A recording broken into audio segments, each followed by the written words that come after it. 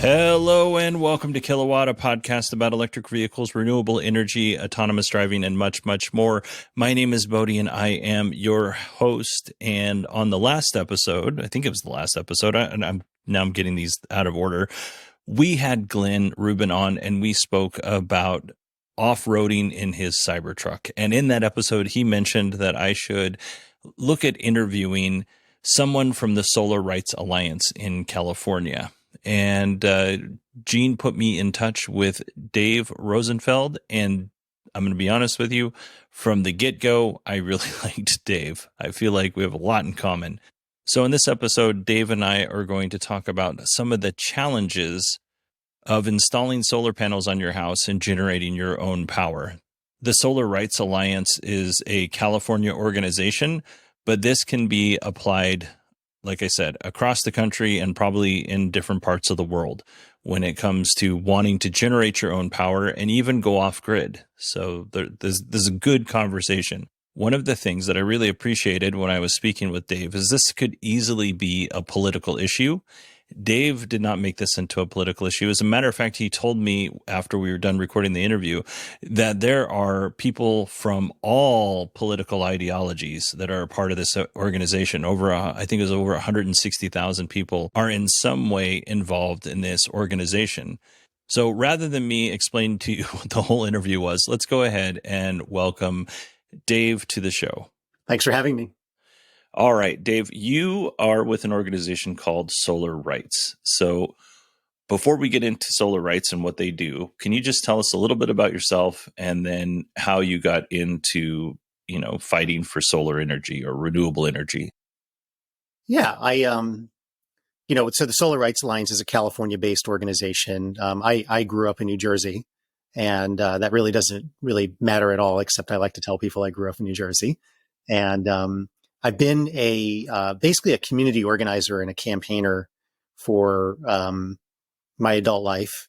And I think early on, even in high school, I just found abuses of power to be outrageous. Like I just got angry all the time. It just abuses of power.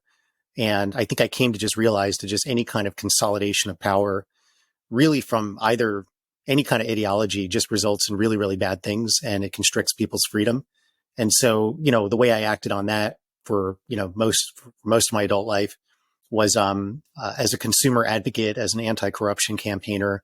And the kind of approach that I felt made the most sense early on was like I could have gone to law school or kind of gone into academia, and I kind of felt just more like I wanted to be an organizer. I wanted to take help tap into the frustration that everyday people feel about, their voices not being heard on this, that, and the other. And, getting people to speak together and to then move the needle that way, which I understand is kind of I think I understood early on that's kind of uphill because, the powers that be, the ones that have the most money and the most ability to kind of use their money to corrupt decisions are always going to have the upper hand. But I think there's enough examples just littered throughout, not just long history, but like around us, where when people speak together, they can oftentimes strike enough fear into the hearts of cowardly politicians to do the right thing. And so that's been mostly what I've done. And at some point I found myself in California, now going back, almost 20 years ago, and I was living in LA, and I worked on a campaign to convince Governor Schwarzenegger and the legislature at the time to really go big with rooftop solar, to get Governor Schwarzenegger to fulfill a campaign promise to have 1 million solar rooftops, which, it was a really big thing at the time because there was no solar in California to speak of. I mean, at that point, you had to be either really wealthy or very, very technical to get solar. And so it was a really big idea, and they followed through on it.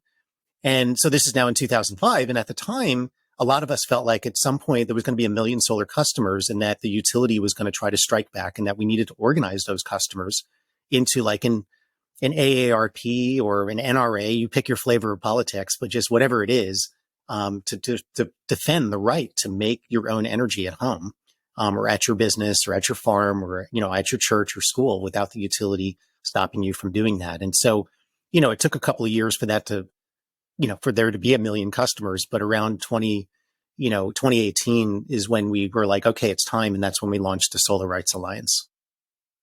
Okay. And then the Solar Rights Alliance is just for California, but the things that we're going to talk about today can definitely be can apply to any state in the United States, and I'm sure they can apply to other places around the world as well. Yeah. So let's talk a little bit about what the Solar Rights Alliance does and just kind of the overall mission. Yeah. So the Solar Rights Alliance is the nonprofit association of California solar users. We believe that everyone has the right to make energy from the sun without unreasonable interference from the utility or the government.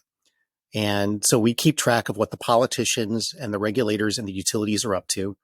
And then we alert California's 2 million solar users, as well as the general public, when there is a threat to solar or where there is an opportunity to make rooftop solar and batteries more available to more people, more institutions, and that kind of thing. And we have about 160,000. We don't call anyone a member. We let people call themselves whatever they want to call themselves. This is a 21st century group, and we believe really strongly that we're not going to claim you. You claim us. You sign up. You decide how you want to engage. But there's about 160,000 people who we speak to regularly via email or text message. Obviously people then spread the word from there. So, there's many times where I feel like the messages that we're sending out are reaching millions of people at once. And that's what we do is we keep track, we alert, and then we don't speak on behalf of anyone. What we do is we give people good information about what's going on, and we make recommendations about the things that they can do, actionable recommendations about ways they could use their voice. And we try to keep things really, really, really simple. I'm a dad. I think people have families, and we understand that like most people don't really want to spend their waking hours doing politics. But also people understand that sometimes they have to speak. So we try to give people kind of a ladder of things, like from like the thing that's going to take you 10 seconds to do to the thing that might take more time. And we try to be clear with people of like, this is the minimum thing that you can do to make your voice heard. That'll make a difference. But if you want to, have even a bigger impact, here are some other things that you can do. And we try to be very intentional about explaining that to people so that they can make good choices about ways that they can use their voice with the limited time that they have. Okay. Let's talk a little bit about how you are, like, what are the utilities doing in California? And there's lots of different utilities in California. So that's one thing California is definitely not short on is the amount of utility companies that are there. How are you interacting with these utility companies? Are you met with roadblocks? Are you met with open arms? Like, how is that interaction when you're trying to? I would imagine you're trying to partner and get in and make your concerns known to these folks. How is that met? Roadblocks is the good way to describe it. So California, there are three main utilities that serve the vast majority of the population, and that's PG&E, Southern California Edison, and San Diego Gas and Electric. Those are the three private utilities. They're often called investor-owned utilities or IOUs. There are then also about 40 publicly run utilities. We call them munis, municipal utilities. The two largest ones are SMUD that serves the Sacramento area, and then LADWP that serves LA and the surrounding area. And then there's like a lot of others that are much, much smaller. With few exceptions, and a lot of people go, well, wouldn't a publicly run utility be better than a privately run? And yes, in some cases, because they have a little bit more accountability. But what we have found is that a monopoly is a monopoly is a monopoly, and a public monopoly and a private monopoly tend to think the same, which is that they want to be the monopoly. And rooftop solar is like the most anti-monopoly kind of thing that you can think of. It's individual households and churches and schools and businesses and institutions in the community that go, we are going to take this incredible technology, solar panels, and put it on top of our roofs, sometimes in our backyard or whatever, on our farm, and make our own electricity, or at least make some of our own electricity. And in fact, we even make extra. So we're going to sell it back to you, the utility, and you're going to buy it from us. And, and the utilities just hate that. They just dispositionally just have not been able to find it in their DNA to realize just how awesome this is, how this makes their life easier, how this makes the grid cheaper, how it allows the acceleration of clean energy to happen. For the most part, what we've seen is them putting up roadblock after roadblock after roadblock, and customers having to fight for both the right to self-generate and share, and then also to just be treated fairly and not get penalized. I mean, that's the big picture you have to find me a utility that like truly is like running in the right direction. I think I could be wrong about this, but I think there's only one utility in the entire country that I've seen that, gets it. And that's the utility that serves most of Vermont. And then, for the most part, I've seen that just utilities act like monopolies, regardless of whether they're private or public. I was just going to say that, and I thought it was Vermont, but I wasn't sure. But they have this deal where they'll pay for most of your whole home battery, and then you get a little check at the end of the. So they subsidize it up front. You get a little check at the end of the year based on how much they used, and like it's Vermont or that I can't remember what that utility is called, but that's a good deal. That's the right direction, right? I think this is kind of weird because when I was in my 20s, I met somebody who's an energy broker, and basically the utility companies are already doing this. They're already going, "Hey, can I buy some power over here? Can I buy some power over there?" It's much simpler to buy power off of somebody's rooftop than it is to negotiate with all these other companies to get power from, whether they're getting power from our nuclear plant here in Arizona or whatever. It's a lot less complicated to work with the homeowner than it is to work with another utility. You would think that would be a no-brainer for them. They've already got the systems in place. Yeah.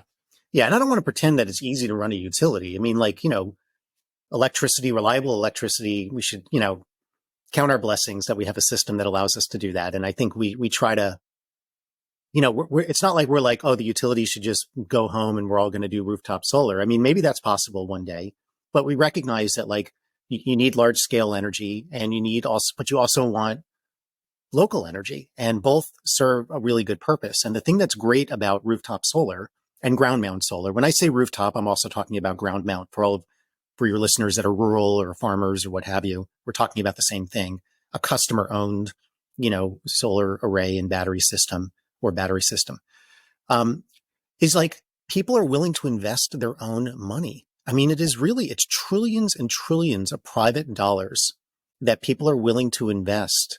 And, this is an amazing system. Previously, the grid was just something that like got, kind of subsidized or socialized, across all ratepayers. But here you now have people who are willing to put trillions of their, collectively, trillions of private consumer dollars into putting power plants on their roof and just that is such, and like you said, the system is already set up to tie that energy to the grid and even to share it and allow it to kind of feed into the grid in a way that becomes useful. And so if I'm just thinking what's the most efficient and resilient system that I can build that also would reduce the cost, I'd want to leverage those consumer dollars as much as I possibly can and incentivize as many people as possible to throw their dollars into the, doing that kind of thing, because then that makes the system better. It means that I don't have to invest in as many long distance power lines. I don't have to build as many solar farms and wind farms and geothermal, although we're going to have to build that stuff anyway, but not as much. It means that then if a part of the grid goes down, a part of the grid stays up. And, if there's a terrorist attack, we have more resilience. If there's an earthquake or some kind of natural disaster, it just creates more resilience. It empowers consumers. People are able to save money. It makes the grid cheaper. So, it's logical, but the problem is that if you're a monopoly, your DNA is we need to own everything. And the instant that a customer, even one customer, starts to break away that monopoly, it means that your profits, instead of being X, it's going to be X minus something. You're still profitable. You're still huge. You're still sending a lot of money to your shareholders, but it's not 100% dominance. And these guys are built for 100% dominance. And that's the thing to understand is a monopoly has to control the whole thing. They cannot allow there to be any leakage. And rooftop solar represents the thing that they just dispositionally have to fight every step of the way. So in your mind, what would be the best solution? Not like the optimal, how do I say this? What's one thing the utilities and the government could do to move toward that goal of being more renewable friendly, like self-powered renewable friendly? What's one thing the government could do? Because I want to be listen, I have my own personal thoughts about things, so I want to be very fair when I say this, because I've been screwed over by my utility company. They were overcharging me. There was a class action lawsuit, and I got a $40 check. They were overcharging me for 3 years, and I got a $40 check out of my class action lawsuit. So, yeah, I'm not super pleased about that. But I'm coming at this from a bias. So I'm trying to be very fair. What's one thing that could shift that would balance the scales, I guess, would be the better way to put this. Well, you asked for one thing, but I'm going to say two. The first thing is just do not penalize people in any way, shape, or form. It's just got to be a rule of thumb that you have a right.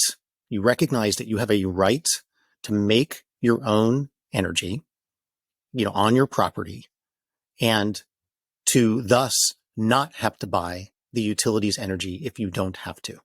I think that's kind of like rule number one, is just, we call this your solar right, is the right to self-generate, that what goes on behind the meter is your business, and you have a right not to buy the utilities power.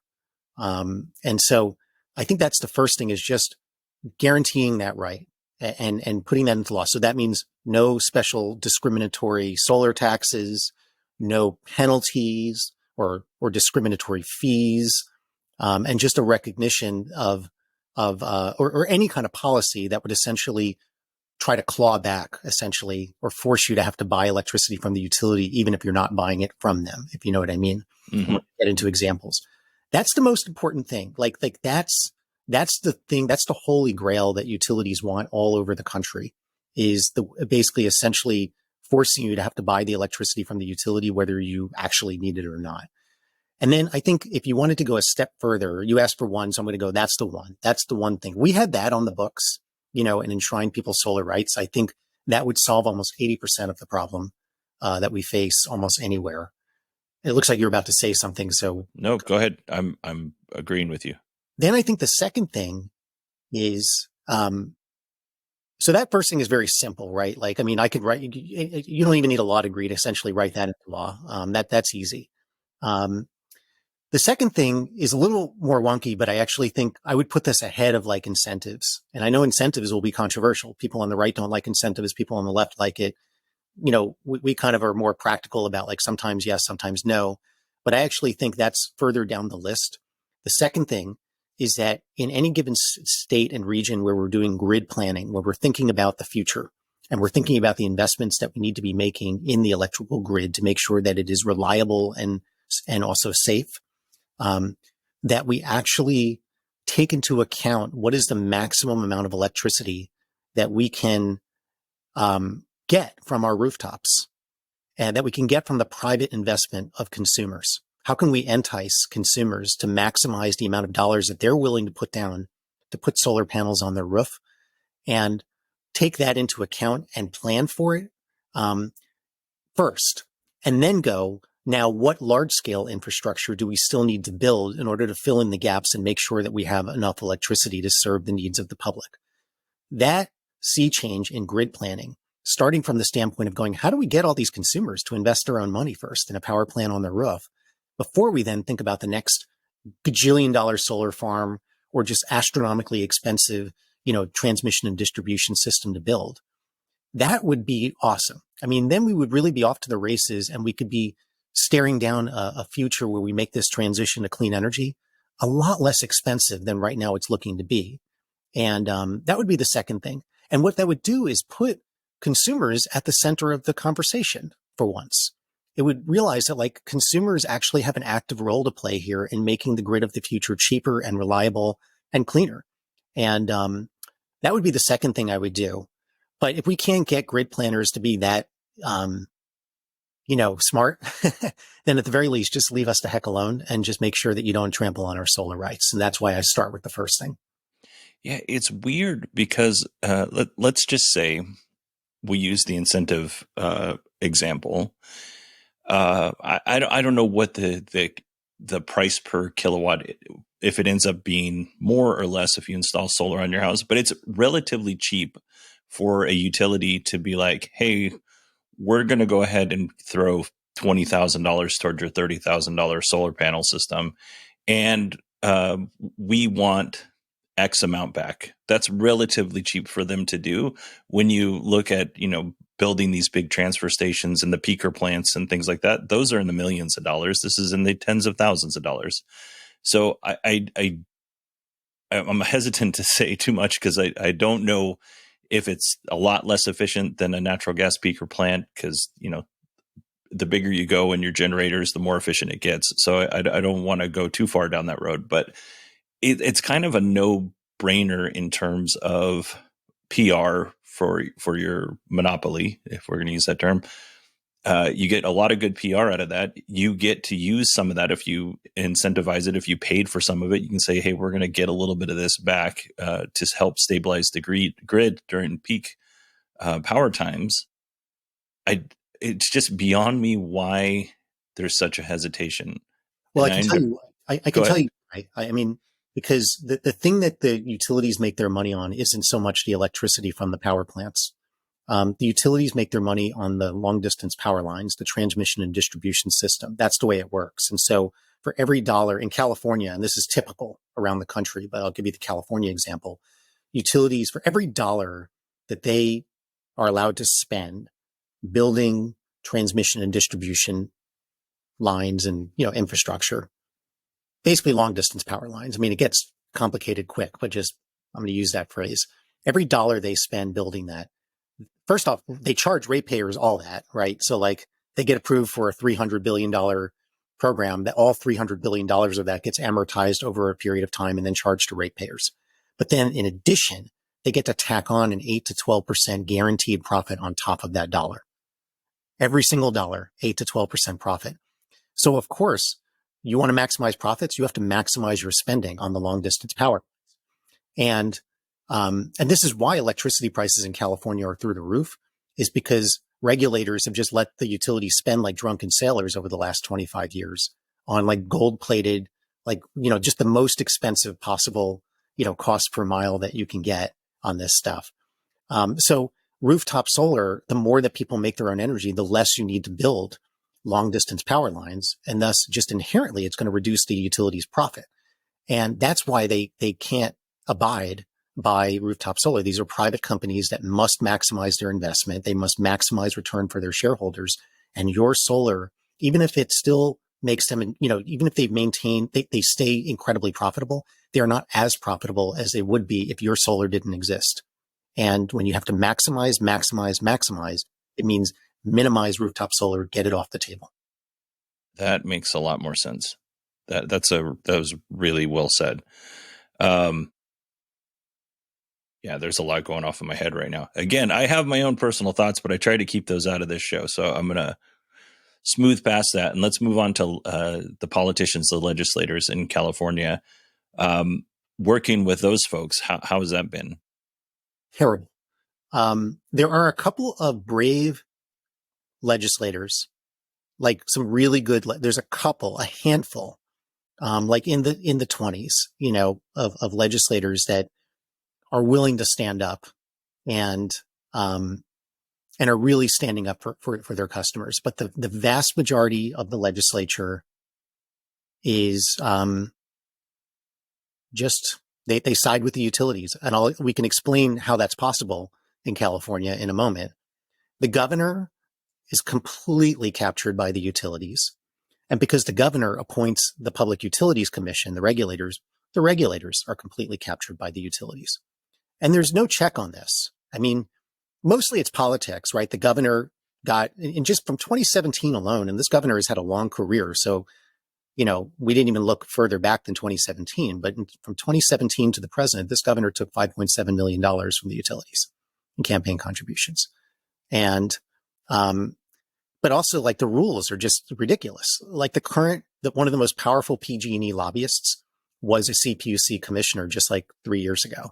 Carla Peterman. And this is like super common. I mean, this revolving door is like incredible. Do you know that the founder of the environmental group NRDC, NRDC is a big utility shill, by the way. We could talk about how Big Green has gotten corrupted by the utility somewhere down the road.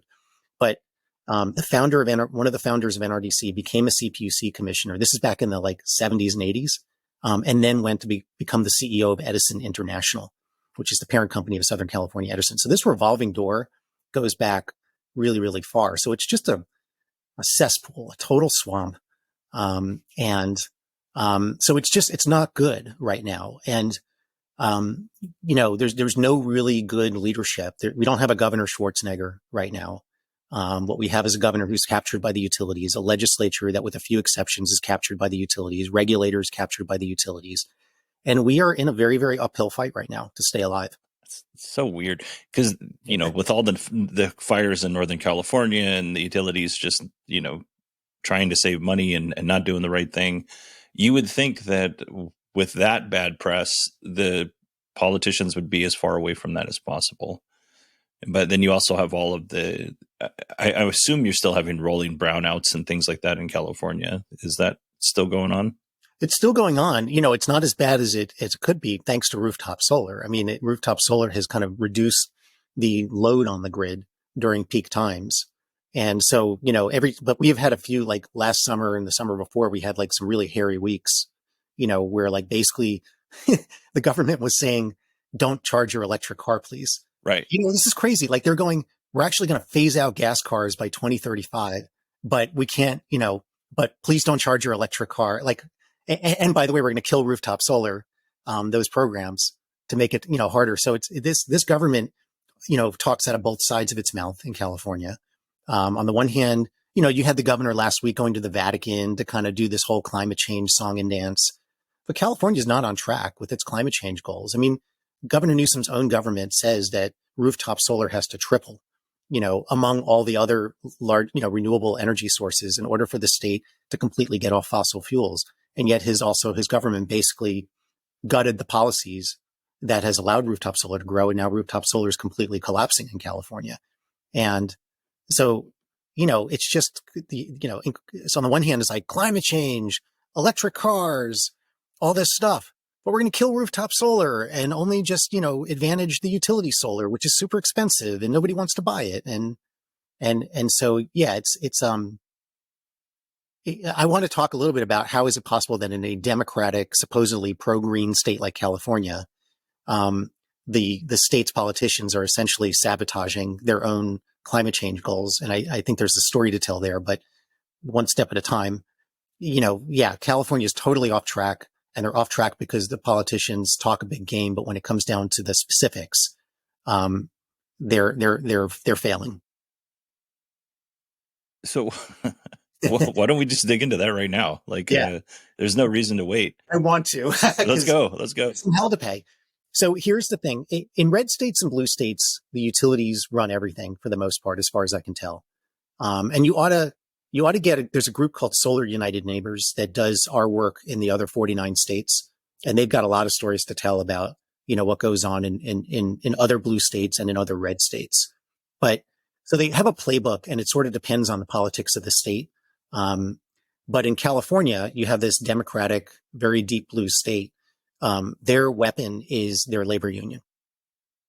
So the PG&E's labor union is the collective, they have a contract, the union has a contract with the company. It's called a collective bargaining agreement.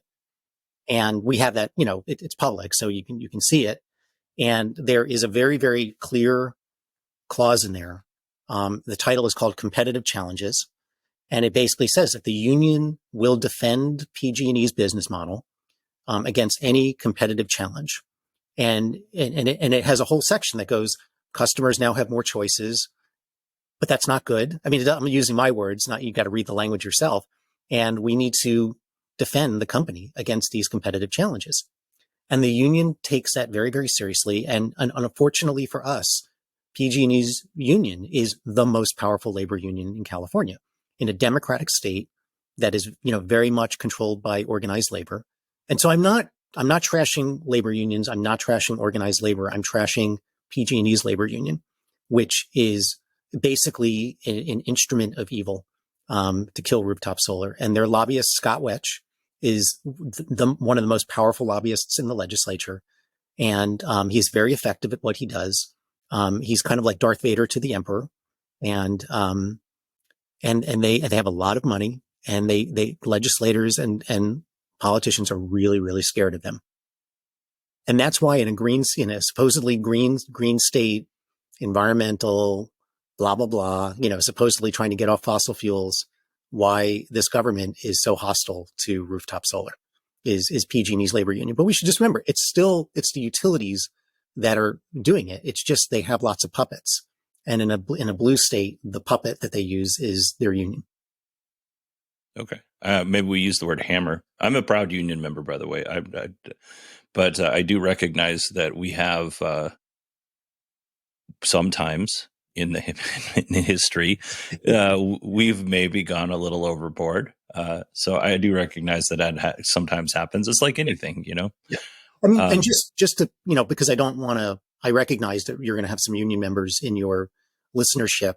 Remember I said at the very beginning that the thing that really early on in my career, I think I recognized was just consolidation of power. Generally, power corrupts, and absolute power corrupts absolutely. And this can happen when the good guys get too much power and when the bad guys get too much power. Insert your version of who the good and bad guys are. And so it's just an example of what happens when just even people who you might think are like generally your team, when they get too much power, they can oftentimes get corrupted by really bad people and start doing really bad things. And that's what's happening here. Yes. And I agree with that 100%. One of the things when I talk about unions on this show, which in the last year and a half or so has been a lot more than normal, I always tell them that I'm a proud union member. I'm very supportive of unions, but unions shouldn't have all the power. Businesses shouldn't have all the power. There should be a consolidation and a give and a take. And you're not always going to like the answer. But if, again, just like you said, if one of those two sides has all the power, it's not good for the other side. So yeah. I'm on board with that. Yeah. Too many examples here and around the world where, checks and balances is a pretty darn good idea, it turns out.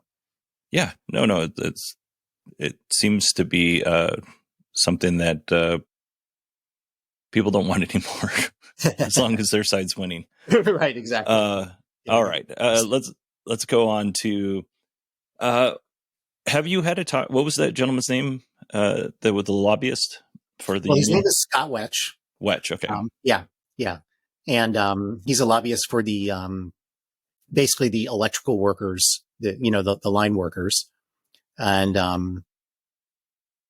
he's very, very effective, but he is ruthless, just absolutely ruthless and very powerful and wields, it's kind of old school, when you think of like that kind of old school power broker, almost, borderline thuggery kind of thing, like that's what you're getting there.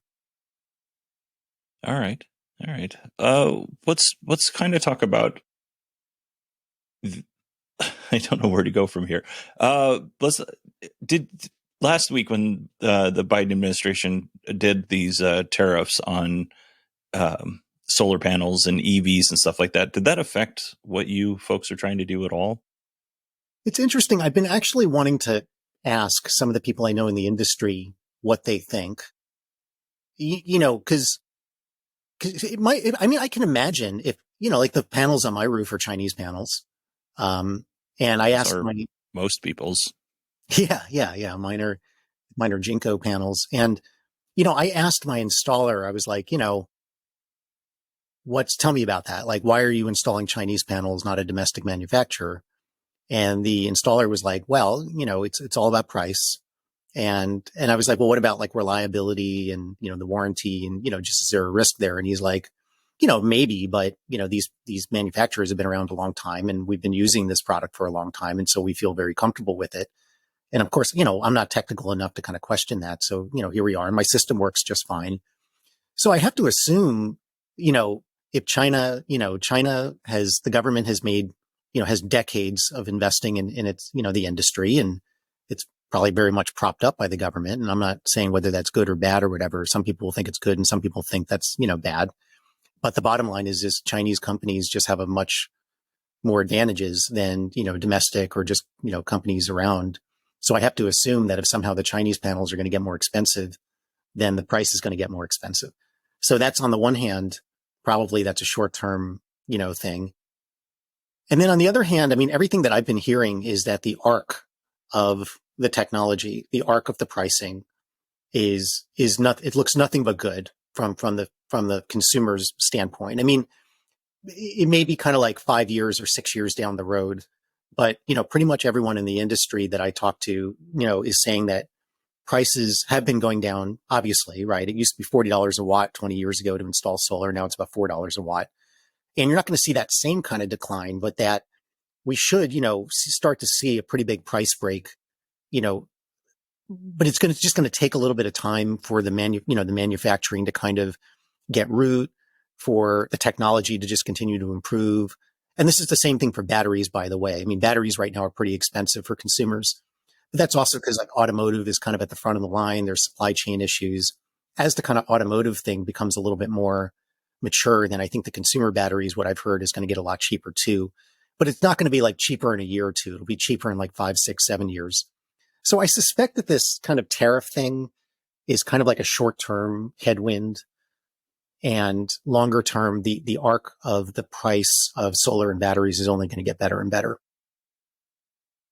Yeah, I would agree with that. I again don't want to be political. I tend to think this is all election year stuff, and it will disappear as soon as China and the United States decide that they want it to disappear. I don't think this is going to last, because it includes medical supplies and a bunch of other stuff as well. But one of the things you mentioned, whole home batteries. One of the things that came out this last week that I was very excited about is Anker, who makes a lot of really cool, like cheap stuff for your cell phone. Cheap, I should say inexpensive, because it's good quality.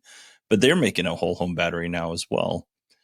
I actually tried to get a quote, but their website would not work when I tried to do it. So, but there are more and more companies entering this space, which is only good for consumers, especially when companies like Anker are doing it, because, like I said, they make really good products and they're pretty affordable. I totally agree. I mean, I think the demand for a battery is just only going to increase, as there's just concern about blackouts and brownouts. As utilities, start to do time of use pricing really aggressively. And so that like evening electricity starts getting so expensive that it's starting to wipe out your savings during the day from solar. The demand is there. Obviously, electric cars, are going to just drive the research. I mean, car companies are just trying to figure out, how do I make this battery cheaper while still being powerful?